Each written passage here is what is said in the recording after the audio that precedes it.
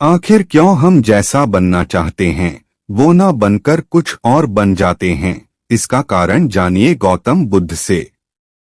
हर किसी का अपना एक लक्ष्य होता है कि उसे जीवन में क्या करना है और क्या बनना है, लेकिन जैसा आप बनना चाहते हैं वैसा नहीं बन पाते हैं।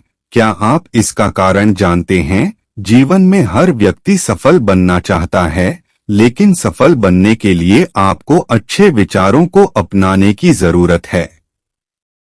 गौतम बुद्ध के उपदेशों से आपके जीवन में सकारात्मक बदलाव आते हैं और इससे आपका जीवन बदल जाता है। यही कारण है कि बुद्ध के विचारों को सुखी जीवन का सूत्र कहा जाता है।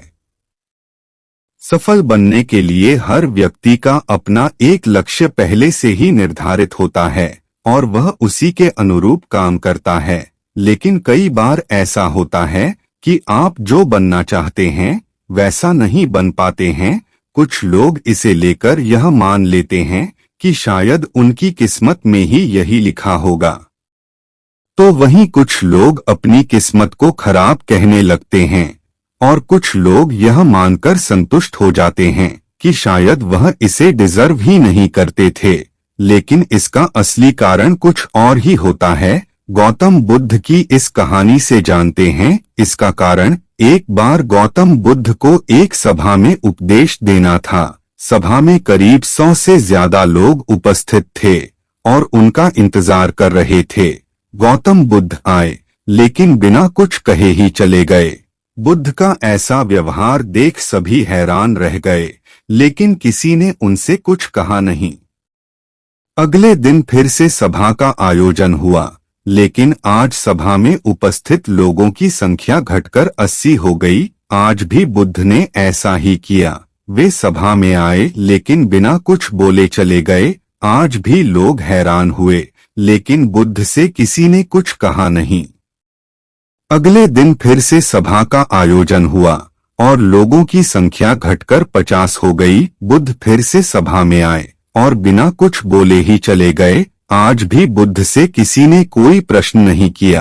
अगले दिन फिर से सभा का आयोजन हुआ और इस बार लोगों की संख्या केवल 30 थी। आज भी बुद्ध बिना कुछ बोले मुस्कुराकर चले गए। आप कहानी को पढ़ते हुए इरिटेट हो गए होंगे और सोच रहे होंगे कि आखिर बुद्ध को कुछ बोलना नहीं तो बार बार सभा का आयोजन क्यों हो रहा है। ठीक इसी तरह सभा में मौजूद लोगों को भी गुस्सा आ रहा था, लेकिन इसका जवाब जानने के लिए आपको धैर्य रखना होगा।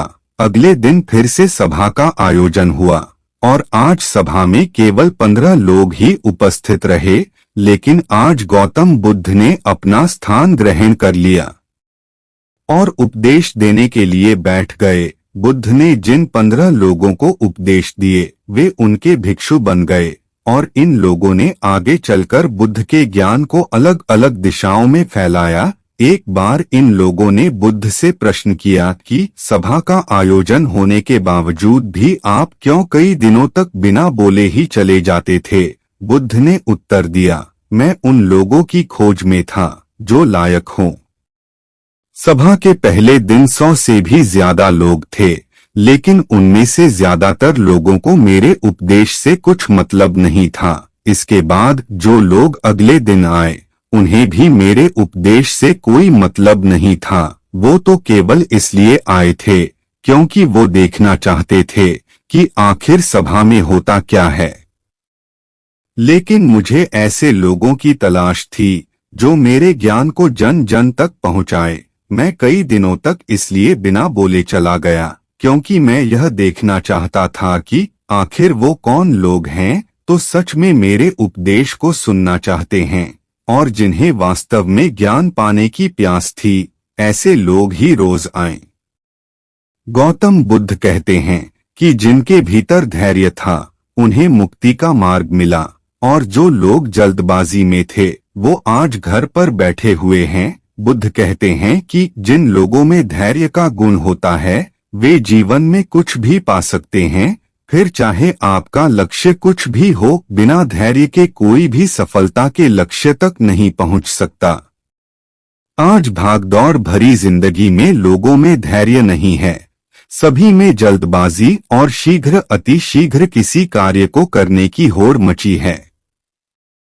लेकिन गौतम बुद्ध बताते हैं कि अपने भीतर धैर्य को कैसे बढ़ाए। बुद्ध कहते हैं कि निरंतर अभ्यास से हम अपने भीतर के धैर्य को बढ़ा सकते हैं। यानी आप जो भी बनना चाहते हैं उसके लिए धैर्य की आवश्यकता है। दोस्तों, आपको यह गौतम बुद्ध की जीवन बदल देने वाली कहानी कैसी लगी, कृपया हमें नीचे कमेंट बॉक्स में कमेंट करके जरूर बताएं और वीडियो पर लाइक करें, चैनल को सब्सक्राइब करें। धन्यवाद।